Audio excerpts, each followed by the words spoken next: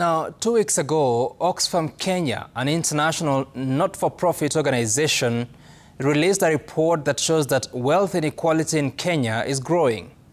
That 7 million more people have fallen into poverty since 2015. When you peruse the pages, you begin to understand why the Kenyan economy has for the last 10 years been growing at an average 5%, yet that has not been trickling down to the people. The report shows that 125 people in Kenya hold wealth that is equivalent to the wealth held by 42.6 million Kenyans. Let's make that make sense. 42.6 million, based on current KNBS projections, is the total population in 43 counties of the country's 47. That is equivalent to population in the entire country, excluding Nairobi, Kiambu, Nakuru and Nyamira counties. 125 people can fit in 2 62-seater buses, leaving just one of them behind.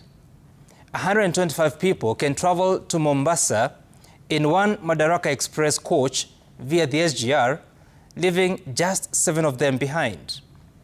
And it goes deeper. According to Oxfam, 17 million people in Kenya are now facing severe to moderate food insecurity. Nearly half of Kenyans now live in extreme poverty, which means living on less than $1 a day. The US dollar now exchanges at between 129 and 130 shillings. What can 130 shillings do? It can buy you a packet of unga for ugali if it's on discount. Alternatively, it could buy you an 800-gram loaf of bread. Alternatively, it could buy you half bar of soap.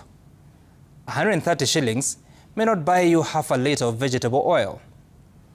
Half of Kenyans have to make the tough decision on what is most essential for their families with less than 130 shillings.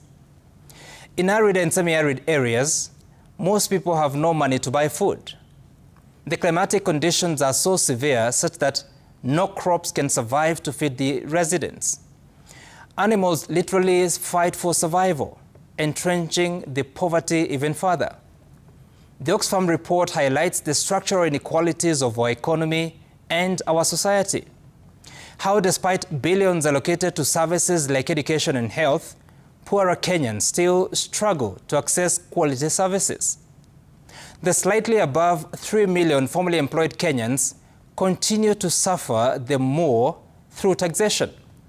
How their low incomes are crushed by the heavy burden of taxation and levies, such that now an average worker is 11% poorer as compared to 2020. The heavy burden of public debt has impoverished Kenyans. Essential services are increasingly out of reach. Public goods are now inaccessible, so much so that Kenyans increasingly continue to seek private solutions to public problems. Parents taking their children to private schools to escape the trap of lost quality in public institutions.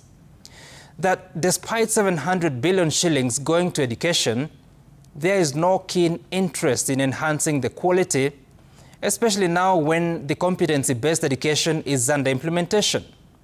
In the end, the impact of decisions made by ambitious politicians who are in competition with themselves continues to bite. Taking more loans than the economy can carry, saying that heavy infrastructural development is the key to economic turnaround. Now there is evidence showing otherwise, that it is possible to roll out a 4 trillion shilling budget that solves no problems of our population. That it is possible to have first world cities that do not serve the people. How political ambitions can destroy a society, creating 3 different nations in one.